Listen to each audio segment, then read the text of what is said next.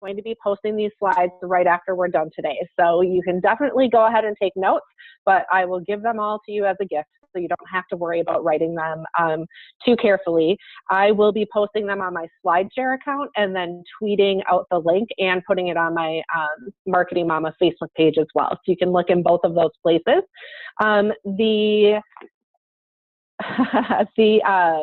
The Twitter, sorry, I just got distracted. The Twitter hashtag that we're using today is HA Awards, for short for Health Activist Awards. And so you'll want to use that if you choose to live tweet during this session, which is totally allowed. You're also welcome to treat any of my slides as public. So if you want to take a screen grab of something and share that as a tweet, definitely go ahead. And then my one other little disclaimer is that I am at home today and I have 4 children and a dog, and I am hoping and praying that nobody busts in on us. But if they do, you've been warned. I've done my best to try and prevent that from happening. So getting started, a little bit more background on me. I have been in marketing for 20 years in the healthcare space, well, close to 20 years. And I really enjoy it. I love the whole world of like integrated marketing communications. And about 9 years ago, when I was pregnant with my daughter, I started a blog called Marketing Mama. And I can't believe it, but I'm still doing it today, which is coming up on the 10-year mark. And I just fell in love with social media from that point. I got on Facebook, and then I got on Twitter, and now you can see I'm all over the place. Feel free to join me on Snapchat or Instagram or any of these places. My blogging has helped me connect with hundreds or thousands of bloggers throughout the years. I started the Minnesota Blogger Conference here in Minnesota about 6 years ago, and still going strong. I'm now an advisor role instead of running the whole thing. And I still blog primarily about food allergies, of all things, because my youngest daughter, when she was about 1 year old, we found out that she had severe food allergies. So I do talk about that quite a bit on my blog, but I also talk about lifestyle topics, parenting, activities around the Twin Cities where I'm from. So lots of different things. That's the background that I bring today. I also work in my role at W2O Group, which is an agency. Also, WCG is the name that you'll see on our slides here. Is one of the companies within W2O Group. I lead a lot of social media engagement work, both helping companies with their social media, but also helping them connect with bloggers like all of us, and to understand the ins and outs of working with bloggers and how, we're a different breed. And if they want to work with us, they need to understand how we tick.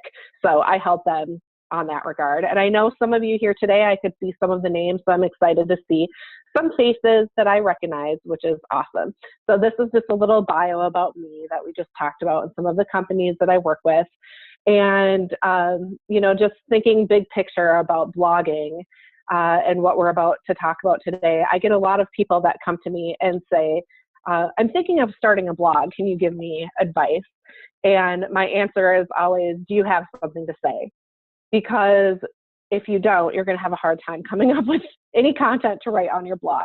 Most of the bloggers that I know have this like natural desire to speak a lot. And I don't necessarily mean they're extroverted, but I mean they just have something on their mind and their heart and they want to get it out. And so if you're one of those people that has something to say, then that might be why you're a blogger and why you're here. And I also think about it in terms of, do you just identify yourself as a blogger or maybe as a writer? And in the Minnesota Blogger Conference, the first year we had close to 300 people all come together for the first time. And there was this amazing thing that happened where people started to say, I don't think of myself as a blogger.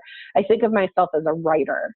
And that was very transformative for me. And I started to view myself that way as well, that I really get a lot of positive feelings from writing and then sharing my perspective with the world. So that's part of my view on blogging and why I'm here today. So this is what we're going to be covering. I have us broken out into 5 different areas: inspiring others, how our blogs can inspire other people. And I'm going to share some examples with you of people that are in our space that are inspiring other people, how we can find our inspiration as bloggers, and where can that come from? What are the different places we can go to find our own inspiration?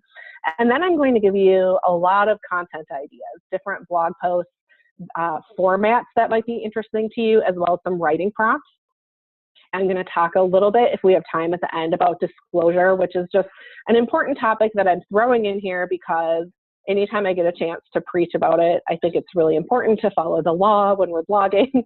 And then finally, some next steps with some challenges for everyone. And since I can't see your faces and you can see mine, I'm assuming that you're all smiling and nodding your head and saying, let's dig in. So we're going to do that now.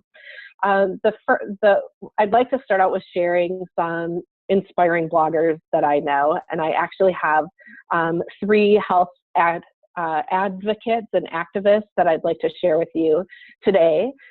Mary Puglisi is the first one. She has a blog called The Headache Heroine, and she tries to take a positive spin on living with chronic daily headaches. So she writes about her chronic headaches. Over on the bottom left, you can see her topic areas. She also writes about migraines, narcolepsy, and food allergies, and she's been blogging for a little over a year now. And I asked her, not only did I find her content really great and inspiring, but I asked her about some of why does she like to blog, and does she think that it's made a difference on other people? And notice she's only been blogging for a year, so that's kind of like baby steps in blogger years. And she said that she really does it to help people with feeling connected to others, and to give a positive take on what can be a really difficult condition to live with. And she shared with me a couple of comments from readers or emails that they had sent her. The first one is that the encouragement that she offers in her daily writings is making a difference for many people. And the second one really touched my heart. They said, I feel like we were meant to find each other. I'm 25 and I've had headaches constantly since 6th grade. This person was also diagnosed with narcolepsy when she was 22 and has seen so many doctors trying to figure it out, but no one ever knows what's wrong. She wants to talk to Mary, and she's so glad that she found her blog. Just that emotional connection of finding someone who's going through something similar to you can mean the world to those other people. And that's what really keeps me going as a blogger, and I suspect many of you as well, when we get letters like this and feedback that what we're doing and what we're sharing makes an impact. Here's another person I'd like to share. This is Dana Lewis. Dana is actually a colleague of mine at the agency at W2O.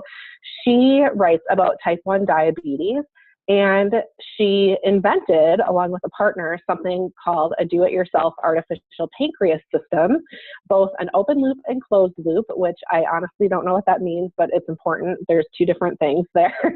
Dana's been blogging for a couple of years now at DIYPS.org. So if you're interested in those topics, please check out her blog. She developed the technology with someone, but then she also blogs about twice a month to help share the information, answer questions for people, basically allowing them to create the same technology that she developed. And this letter that she received from a reader was really amazing. They said that they've been using her technology system for a month, and over again, she was there to encourage them, support them, guide them, and help them when they were struggling. That she was a big cheerleader and her constant lifeline, no matter the issue or time of day. And so grateful, sincere gratitude, and humble thanks. So that's just amazing. I have another person to feature, Lorianne Holbrook, who I met actually through a work event. She was a blogger at a summit that I helped lead for work, and we've stayed in touch all these years, and I'm very honored to know her. She writes a blog called City Girl Slayer Blog, and Lorianne writes about psoriasis and psoriatic arthritis, and she's been blogging for a couple of years as well.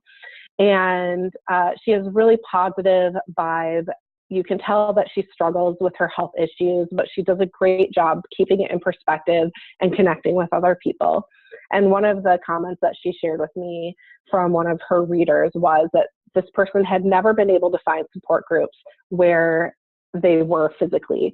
So turning online, and they found Lorianne's blog, reading her tips and stories, this person felt a connection to something with her that they had not experienced from reading other forums.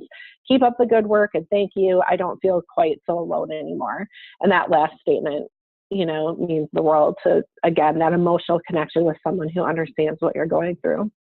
And then I have an example of something from my journey since I've been doing this for a while.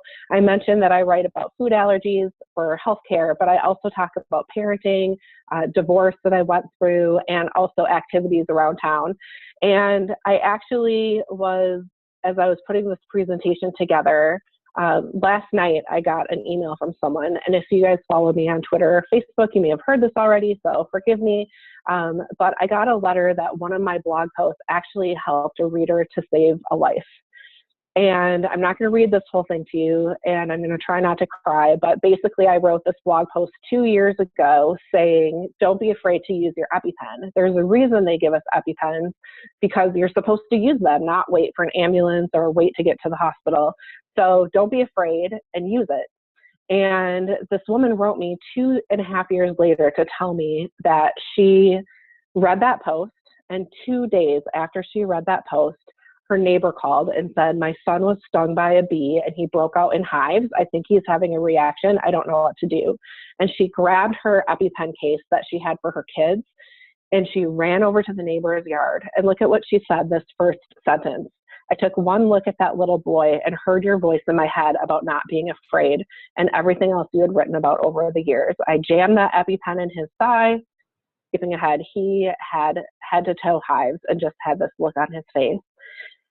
And then later on, she says the ER doctor told the mom that because the EpiPen was given so quickly, it likely saved his life. And this reader says to me, I kept thinking, thank goodness for Missy's blog and the confidence and courage it gave me to just give the EpiPen. So you guys, like, not to toot my own horn here, but I couldn't believe that 2.5 years later, I hear the story that this blog post was the perfect timing and that this woman heard my voice in her head when she was in that very situation. That is amazing. And I never would have imagined years ago when I started blogging that I'd be able to help people in that way. So, okay, there's the inspiration for all of us. What we write makes a difference. What we say makes a difference in people's lives.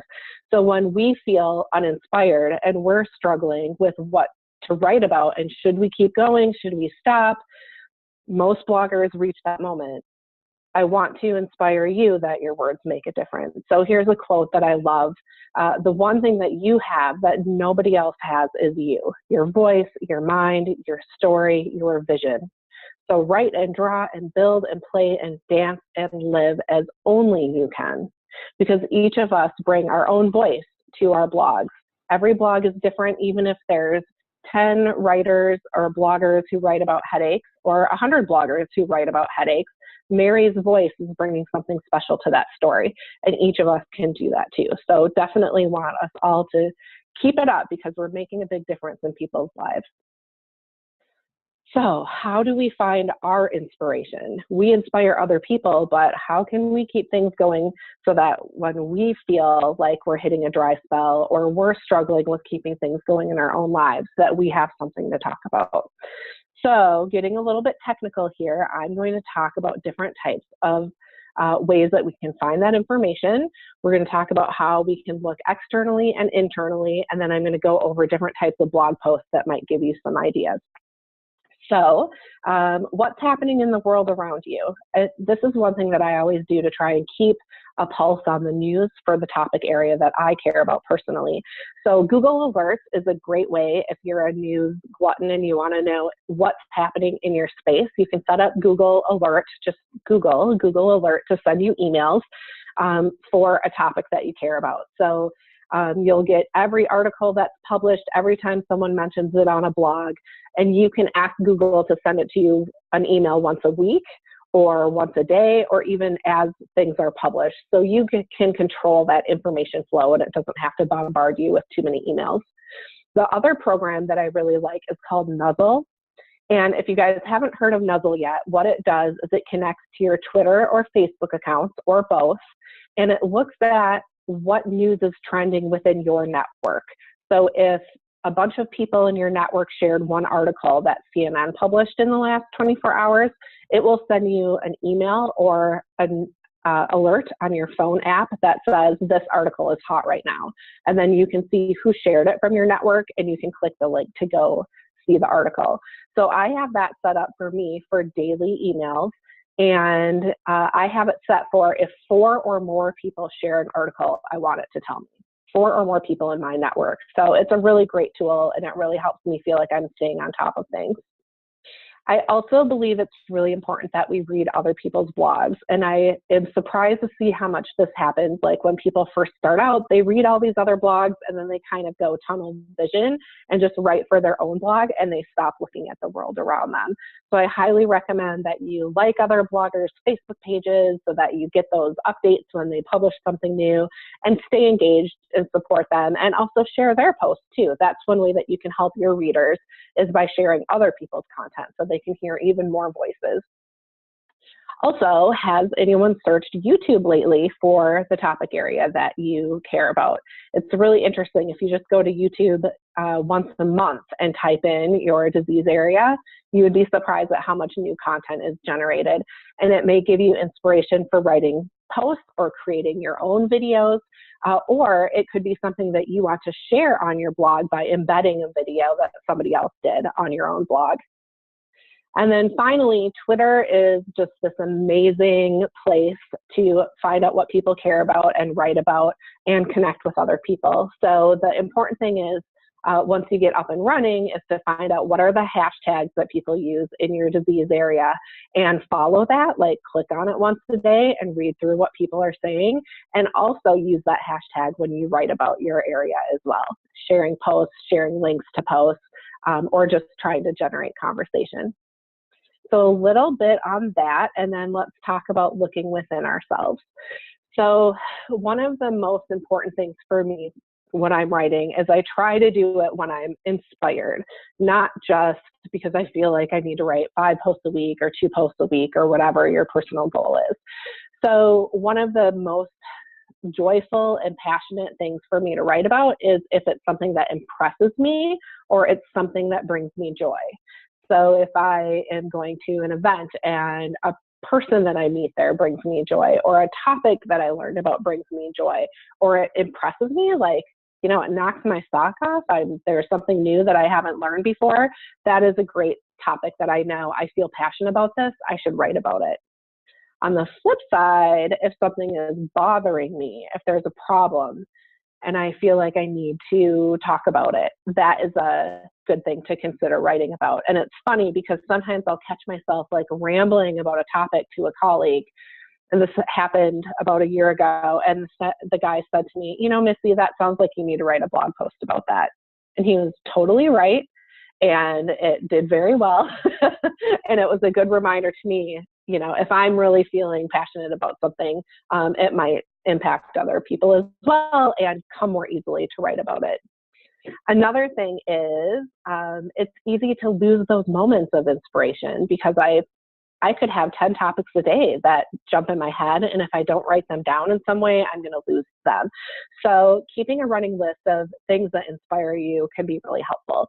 On the right is a really cool blog notebook that I found. It's a little feminine, but it's really cute. On Etsy last night, I just was like, I wonder if there's like super cute blogging notebooks, and I found that. And the person who makes it is called the Trendy Sparrow, if you want to look that up and have a cute blogger notebook. I personally use the Evernote app, which I love because it's device agnostic and it syncs between my laptop and my cell phone. And so at any point I can pull up the note, type in ideas, or pull them down, and it works really well for me. So what do you do when you're stuck and you're not feeling inspired and you're not feeling passionate? My best technique that works for me is to simply unplug. Take a break. Don't force it. Stop reading other things. Maybe it's as simple as going for a walk in nature or spending time with a friend without staring at my cell phone. Unplugging from technology and just living our lives can help us refuel and feel like we're taking care of ourselves and hopefully find that inspiration again. And then set a realistic goal. I love this example. You guys may have seen this. I see it on LinkedIn like once a month where people repost this. But a lot of people view blogging success as like this very serious thing that you need to post all the time and increase your readership and make money and do all these amazing things. But really, the one on the right is what blogging looks like for most of us. We write a lot, we take a break. We write some more, maybe we take a break, or something big happens in our life and it distracts us. It doesn't have to be perfect, and it doesn't always have to be exact or on a path, but what works for you. So if a realistic goal is to write once a month, that's okay. I've gone through periods of time where I haven't written for 3 months, and then I get back into it and I try to write 1 post a month or 2 posts a month. Usually it's people who are just starting out that have tons of energy who write a post every day. And if that's you, that is amazing. And I'm not judging you other than I'm jealous and I wish I were you. But for me, writing a post once a month is still a really big deal for me. So what makes sense for you is what's realistic.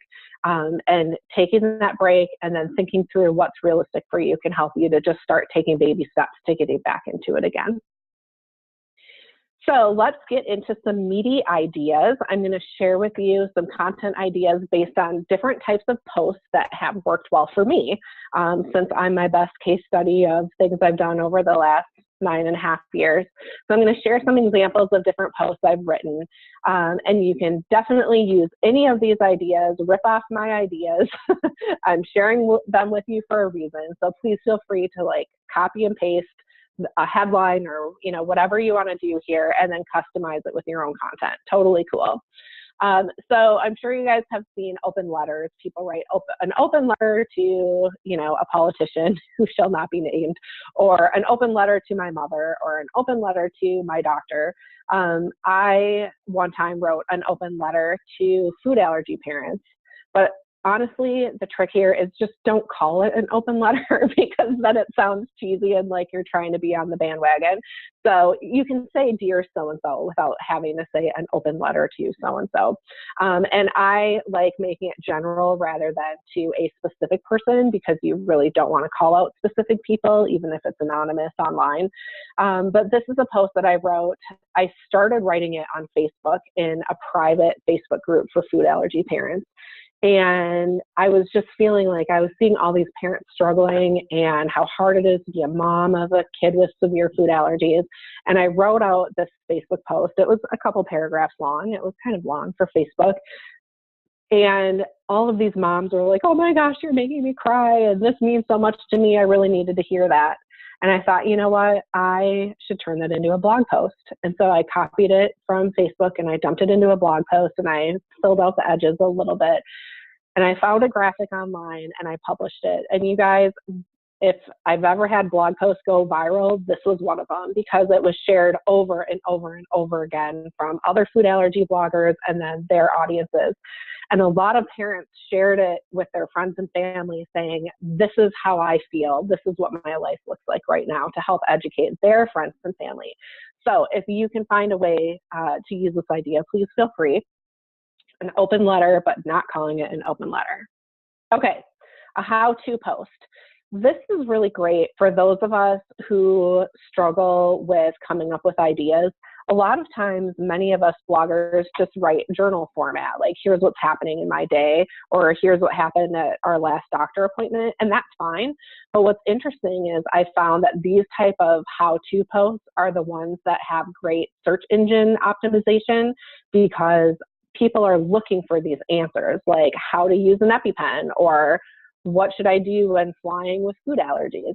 So if you write something in this type of format, you're going to get Google traffic from it, and it also will look very shareable when people see your post and want to share it with their friends online.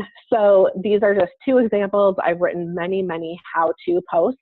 I think it's important to use bullets and numbers whenever possible. And you can also consider using a video, so you can't really see it on the left here, but I actually, my daughter did a little tutorial on how to use an EpiPen, and she stabbed it into an orange, and we put that on YouTube, and then I embedded that video into my blog post. So kind of a nice way to mix things up there. Another idea is to interview people over email. And this is a nice way to not have to write it yourself, but to have your friends write it for you. So in this example, I interviewed 5 friends that I know. about the holidays. And I asked them questions about Santa Claus and the elf on the shelf and things like that. And I reached out to each of them individually. They're all on Twitter and or have a blog. And I said, I'd love to interview you. I'd love to show a picture of you and link to your social properties and then include your answers in this holiday post.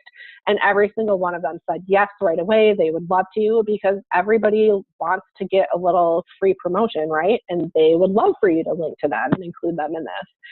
And then guess what happens? If you include someone in your content, they're going to help promote it to their audiences as well. So you can be selective and think carefully about who you choose, the people who have a few people in there who have a hefty audience, so that your post will get even more reach. So you could make this about anything. Obviously, this is just a lifestyle topic for me. It could be fellow bloggers in your healthcare space about a specific topic, or you could even do a one-on-one Q&A with one person and make that work for you as well. Another thing that I like to do is putting myself in, how do I want to say this, in the mindset of people who are Googling. So they're searching online. What are tips for talking with teachers? What are tips for talking with babysitters? What are tips for dealing with grandparents about diabetes or any other topic? So this was one topic that I wrote a tip, a how-to, but it was really specifically about education. So you guys have so much information about educating other people. You could easily write probably a million posts on tips on how to talk to other people about it. Think about the different audience groups. Do you need to talk to doctors a certain way, or tips for talking with coworkers about your health issues? So that is another idea. Another one, I know many of you do this, is reviewing a product or a book. And this is something that, again, helps me get out of my own head and think of how I can be helpful to other people with something that I have found helpful. So the first example here on the left was about a sticker that talked about food allergies on it. And I just have my daughter's back there because I used to put those little stickers on her back when we would go someplace where there was a lot of food. So that they didn't pay me to write about it. It was something I found in my own personal life and was using and thought other people would find helpful. The one on the right is a book review. They actually came to me and said, would you be interested in this potty training book? I was like, well, I don't know. But then it turned out I actually did need that book. And a lot of parents needed that book. And so I was happy to write about it. I bulleted out some of the key topic areas that I found particularly helpful, or the key takeaways. I linked to them. They gave me a free copy of the book to give away to people. And so I had a handful of people who were interested in that as well. And then I had to disclose that I received a free product. So, but I just don't want people to think about this as only sponsored posts of only people coming to you. Think about what is useful to you in your journey as a person with an illness, if you have one, or as a caregiver, and share those with people freely, because they are constantly looking for getting their hands on something. Okay, another idea is to invite experts or other bloggers to write on your blog. And of course, you need to think about this carefully. You don't want to just take those random emails from people that you don't know who offer to contribute a guest post. Typically, those are just people writing for SEO purposes, and they act like they're trying to do you a favor, but really it's just spammy, and you don't want that on your blog. What you do want to do, if you're open to it, is think about who do you respect as a blogger or as an expert that you think might bring a nice voice to your blog that kind of fits with your general philosophy, and have some ideas of what you might ask them to talk about. And you guys know it takes a lot of time to write a blog post, so you need to approach them carefully and think of how you can make it valuable for them too. They're not just doing you a favor, you want to do them a favor by featuring them on your blog. So in this case, on the left side, I have how to make your home a safe haven for food allergies. And I invited a woman who I had actually read 3 of her books. She was super helpful to me when we were first newly diagnosed with food allergies. And then she and I got to know each other over email because I think I wrote her an email thanking her. And then she was super willing to write this article for me. And you guys, I'm just going to take a pause for a second because I noticed the little chat button was dinging. So I'm going to take a look and see what you guys are asking. Oh, you'll have me answer them at the end. Okay, so I am not going to read all of these right now, and I will wait until the end. Okay, great.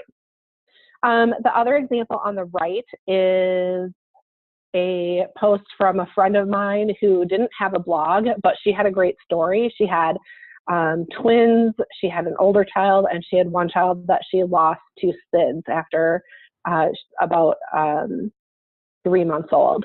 And I saw her talking about SIDS on Facebook. Oh, actually, she did have a blog back then. I don't think she keeps it going anymore. But I asked her if she'd be willing to share her story on my blog and talk about what it's really like to be a mom, because she liked to keep it real. And she wrote this great post. And then I asked her if she could throw in some pictures to help with it. And it was just a wonderful piece. So I went through a phase probably for a year where about once a month I would feature a guest blogger. And it was just a great way to keep fresh content and to be able to infuse other voices into my blog. I did create a contract, so to speak, of like guidelines of what I expected from people. And it was things like the length of the post, but also that they would give me a bio and a headshot, and that they would promote it on their social media channels as well. I didn't want to just have their blog post and then they never look at it, but instead, like, would they promise to put a link to it on Facebook? Would they promise to link to it on Twitter? That sort of thing. And then what my responsibility was, which was to review it, provide any comments or questions, post it within a week, and then promoting it to my channels as well. So everybody was clear on what the rules were, so to speak. Okay. There we go. So providing a resource list can be a really great option, especially if you think about people who are newly diagnosed with a health issue. So I ended up writing some posts like all about food allergies, part 1, part 2, and part 3. I had 3 different posts because I kept getting the same questions over and over again from people. What books do you recommend? Do you know of any support groups? What products should I use? And so I still have those on one of my resource pages and people can use them. So definitely you could take that idea too. But within those posts, I provide a lot of resources. So you could think about what are the books that I really recommend, and then write a link, who wrote it, and a couple sentences on it. That could be one blog post right there. Organizations and support groups you should check out in this space. A few paragraphs is all you need with some links. That would be really helpful for people. So think about what other areas people are looking for resources in. Maybe they're Googling it. Maybe they're sending you emails over and over again, or you're getting questions on your Facebook page. Write a blog post on it. Managing the holidays. I think this was on my mind because the holidays are here. I have found that I could pretty much write a post about any holiday and people will eat it up because we all feel stressed about the holidays. There's family stresses and work stresses and food stresses and, stress. So think about what is an idea what is a take that you could give to the holidays and whatever topic you write about. So here you could see I wrote something about Halloween. On the right, it's how do I bake birthday cakes now that I can't just buy one from the store like I would really prefer to do. And I have to say I'm very proud of that little Spider-Man design right there that you guys can see on the slide. So you can think about the holidays as writing to the person with an illness, or you could think about it as something they could share with other people to help those other people understand what we are going through. So the one on the left, for example, was not directed at families with food allergies. It was directed towards the general public on how to help people with food allergies around that holiday. whereas the one on the right, the birthday cakes, was really geared towards parents of kids with food allergies. So something to think about. You can always change who that intended audience is. It doesn't always have to be patients themselves, but giving them a tool that they can share with other people.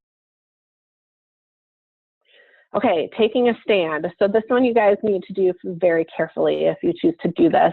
But remember, I mentioned if you're irritated about something that you might want to talk about it. Okay, I don't recommend slamming companies regularly. I especially don't like people who slam companies on Twitter all the time. I think it just sounds complainy. But if you have something that you really care a lot about, I have some ideas for you on that. Let me just pause for a second. Okay, so this first post on the left says private in the title because I've since unpublished it.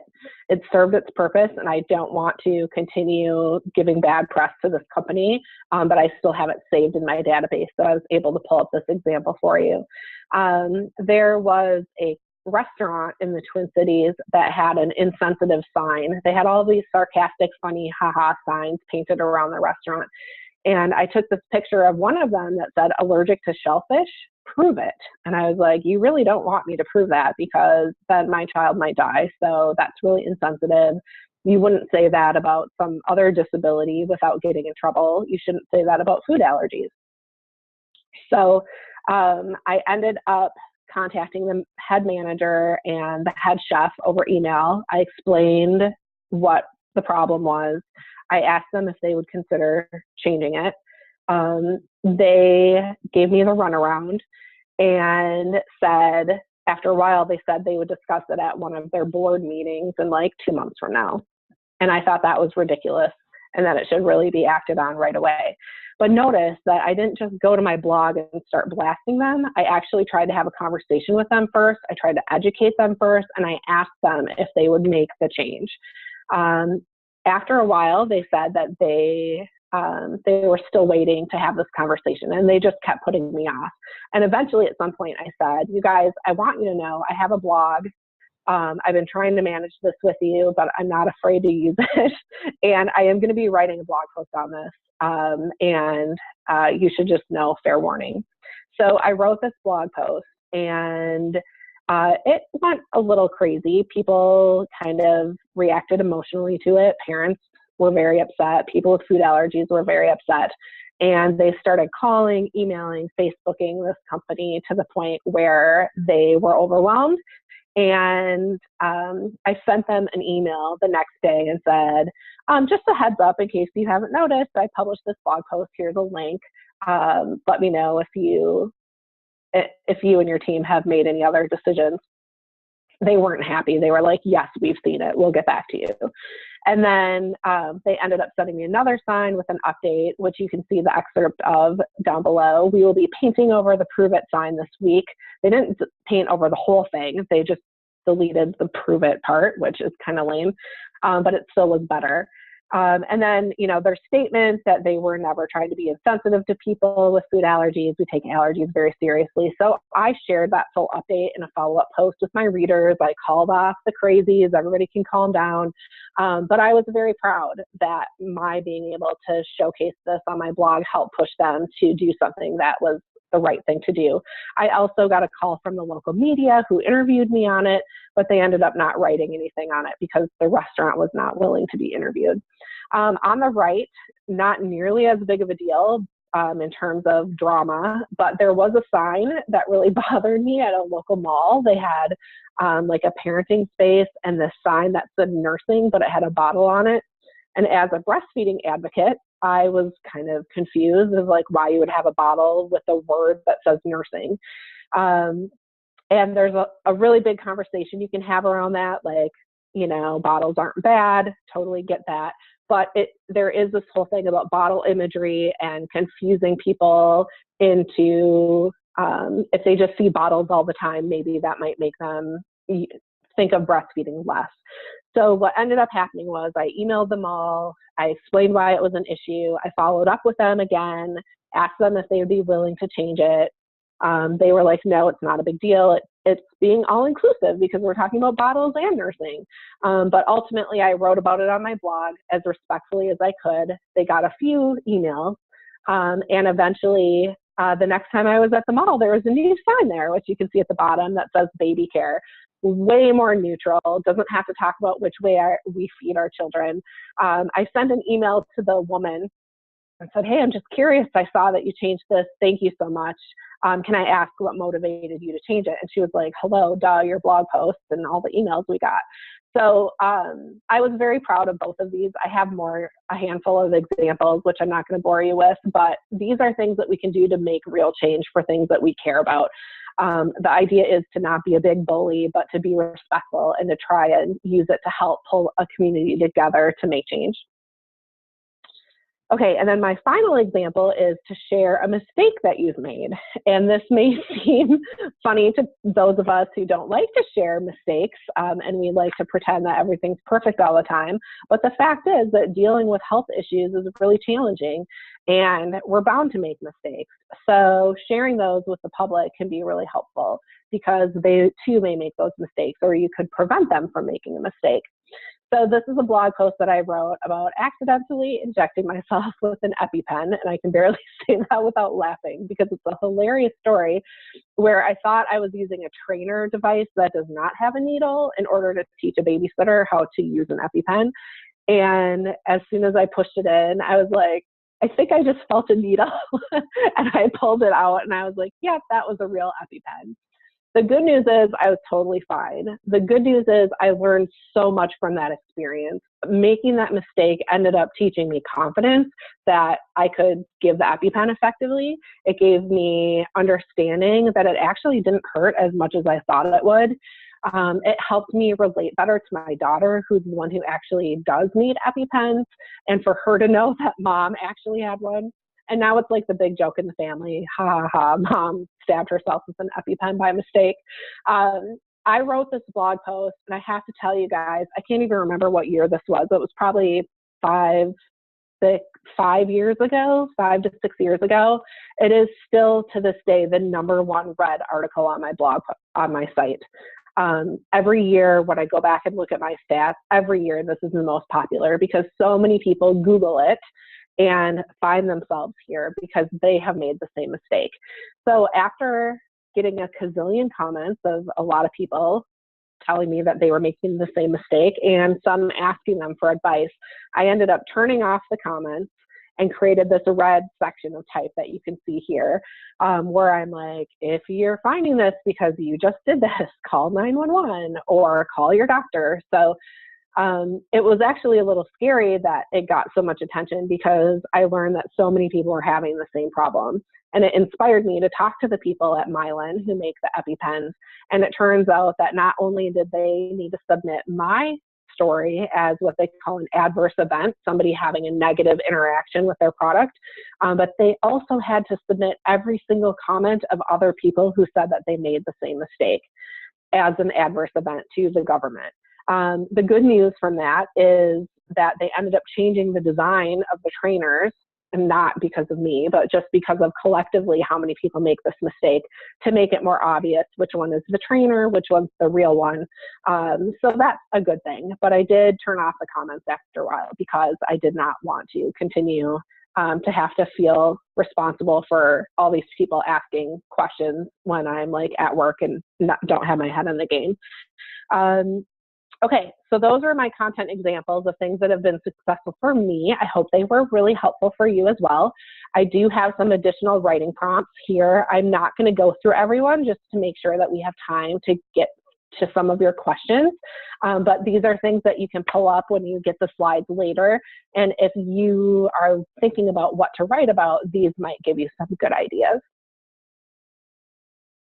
And then I just have a couple things on disclosure I mentioned at the beginning of the session. There's 2 things that we should all be thinking about writing kind of some fine print about.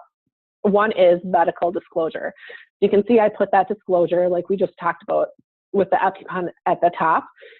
If you have a really kind of big post that someone might construe as medical advice, you might want to put right up at the top, this is not medical advice, call your doctor. For every single one of my blog posts that talk about food allergies, at the very bottom, I have this like this boilerplate that I use that first tells people like, come hang out with me on Facebook and Twitter. But it also says towards the bottom there, this post and all posts on my blog are written from my experiences as a parent. I'm not a medical expert. Talk to your doctor about your own situation. That helps me to feel like a little bit safer about it. Of course, I'm careful not to give medical advice anyways, but if you guys are writing about health topics, I would encourage you to come up with some kind of blanket statement like this, not only on your about page, but on every single post that you write, just to help continue to drive that message home to people who happen to stumble upon your blog. And the other type of disclosure is sponsorship disclosure. This is anytime someone gives you a free product, a gift, money, pay for your travel somewhere, anything like that. The rule is that we need to disclose it on every single blog post that we write about it and every single social media post. That means every single tweet, every single Facebook, Pinterest, whatever you use. And I'm happy to talk more about this in the Q&A. This is an example of when I had free LASIK eye surgery, which was amazing, by the way. It was like one of the best gifts blogging has ever given me. You can see at the very top of the blog post on the left, I talk about being a brand ambassador. In one of my tweets on the top right, I circled where it says sponsored. In the title, I circled sponsored. And then in a disclosure statement on the blog post itself, I very specifically spelled out, they didn't pay me, but I got free services. So that is something I want you guys to really pay attention to. It is not up to the company to make sure you do this. It is up to you to make sure that you do this. So a few thoughts for next steps for everyone, and then we'll get into some Q&A. The first is, while this is fresh in your mind, and before you go on to the next thing in your day, think about taking out a notebook and take 10 minutes to think about what topic areas we discussed today might be good for you, and just have a list of things that you want to write about. Another idea is to come up with that safe place where you can store your topic ideas. So is it a notebook? Is it an app? Is it a certain thing on your phone? Figure it out, start it now, so that when you're walking around in your day and you have that little moment of inspiration, you have a place to write down your idea. Number 3, go to my SlideShare page. Within the next hour, I will have this posted, slideshare.net, and my old last name, which I cannot figure out how to update it on there, Melissa Berggren. I recently got married, you guys, so I have a new last name, Veroniak. But for SlideShare today, I want you to go to this one. And then number 4, there is another WeGo session scheduled for Wednesday on social media that I think you would find really helpful, by Marie Ennis. And she is on Twitter, and she's amazing, and she's going to give a lot of great tips for bloggers and health advocates on how to use social media to help further their cause. So I recommend everybody go to that. And these are ways we can stay in touch. And if we want to now, Kristen, do you want to come in and help facilitate Q&A? I do. We have a few questions. First off, I want to say thank you so much, Missy. When you read through the comments after, you'll see that everyone agrees that you're totally awesome. I don't know about everyone else, but I have a million blog ideas going through my head right now, so I certainly need to do that assignment and sit down after this and write some ideas down. But we do have a few questions that I would love to get to. The first is actually a very relatable thing for, I think, many people. And have you or anyone you've ever known, had that issue where an employer brought up a blog? And if so, if it's a health condition and you, don't want to affect your hiring process, and if you have any advice for that, whether it's having a separate, professional and personal blog or something along that, or disclosing health at work. Wow, that's great. So every single situation is different. And I can't promise to be able to answer that, blanket question for everybody, but I will tell you my experience and some of what I've heard from other people. In my experience, my blog was separate, totally separate from work for a long time, and I kept it a secret from everybody. And then after a while, it started to pick up some speed, and I think there was some type of blog award that I was nominated for, and people were supposed to vote for it. And I was like, oh man, I need to come out of the closet because one of my coworkers is going to see this. So I ended up confessing to my boss that I had a blog. He was I'm in marketing, so it was like a little bit easier of a stretch than like if I was an accountant or something, which is what my husband is. I'm not trying to pick on accountants. So then he ended up being super supportive and like sent an email out to all of my colleagues with my permission saying, oh, Missy's been keeping a secret. She has a blog, go vote for her. And so it ended up being great. I will tell you that I have had one situation where somebody who disliked something that I wrote about tried to get me in trouble at work. And so that is a very real risk that all of us face, either that our employers or our colleagues will read our blogs and we feel vulnerable because of that, or if somebody out there wants to pick on us or start trouble, we definitely are exposing ourselves to that risk. Luckily, the thing that I wrote about was completely accurate and on point. And my boss was like, oh, she's a crazy, don't worry about it. But that did scare me.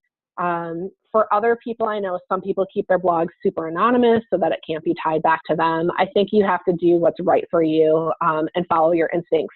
The other thing I always recommend to people is that if you are worried that something is going to get you in trouble, or if you're going to be in the media, which many of us health advocates and activists are, give your boss a heads up, because if they see that you're on 60 Minutes or in the Wall Street Journal and they didn't know about it, even if it's not work related, they feel caught off guard. So I always let my boss know like about this presentation today, or if there was any media interviews.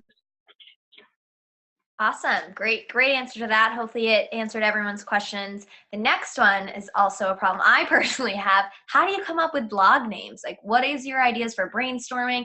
I know we had in the chat, it's really hard to pick that right name that really sticks and rolls with it. So do you have any advice about that? Wow. Okay. I always like to think about having it be somewhat related to your topic area. Mine is the complete opposite of that, so I have very bad advice.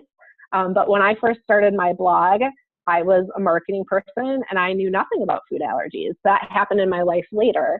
And so by that point, I had already built so much equity in the name Marketing Mama, and I felt like it still represented me. I kept with it. But you know, a good old-fashioned brainstorming session. One thing I did when I thought about rebranding my blog, but I ended up not doing it, was I came up with like 5 different ideas, and then I put it on like a Survey Monkey, and I sent it around to my friends and asked them to vote on which one they thought better represented me and would be a good name for a blog. So that's certainly an idea to crowdsource it. The most important thing is to Google search and make sure that nobody else is using that name. I cannot tell you how many times people have tried starting blogs with the exact same name as mine. And I don't think that they're stupid or spiteful. I think they're ignorant and they didn't check and do their homework. I actually have a registered trademark for mine, which is like this long legal process, and it's not worth it for everyone to go through, but it provides me with a lot of protection that no one is allowed to use my name. And so I can have lawyers and all this kind of stuff shut them down. So the best way to search is Google. If somebody is already using that name in a URL, stay away from it because obviously it's being used. And then there is a website called, if you search USPTO, that's my dog whining in the background, sorry guys.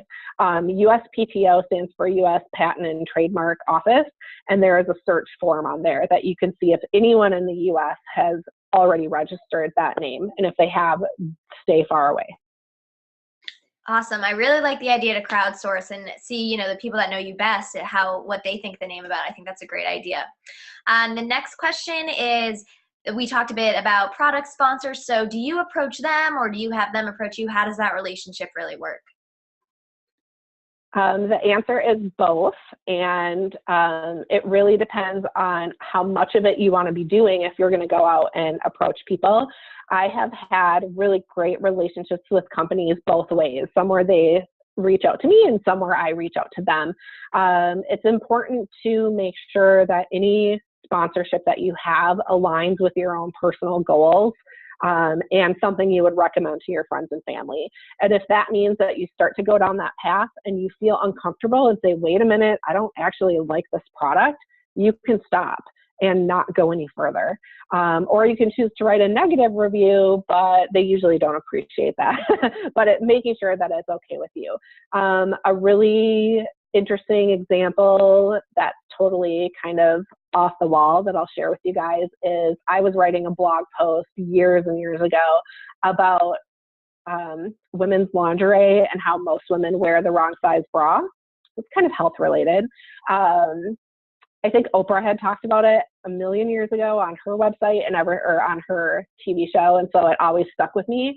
And so I used to go to Macy's a lot for shopping, and they have a great bra fitting department. And so I reached out to Macy's and I said, hey, I'm going to write this blog post. Would you be interested in having like a little bra event where I could invite my readers? You guys do fittings.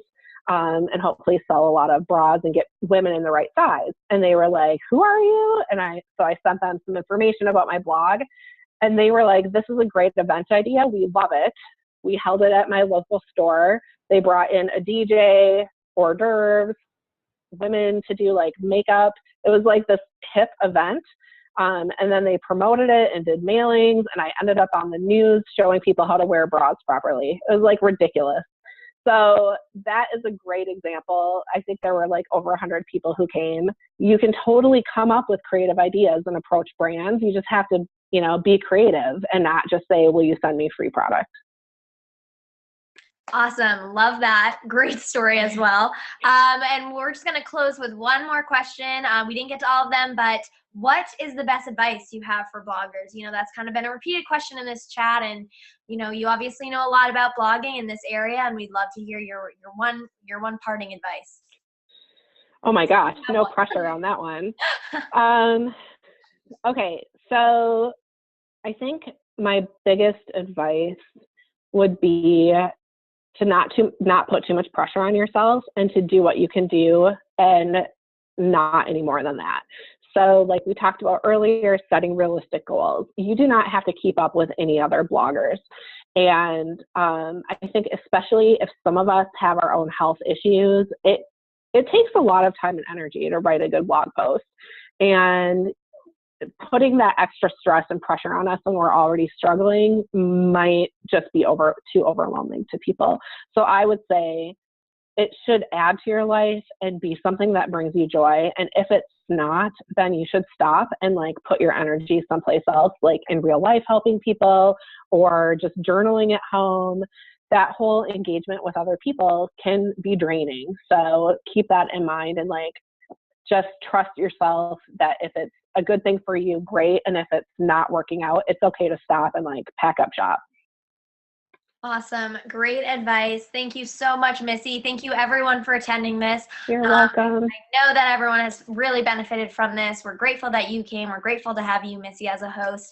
Make sure to follow Missy on Twitter, LinkedIn, visit her blog, and then reach out with any questions that she has further. Great. Thanks, everyone. Take care.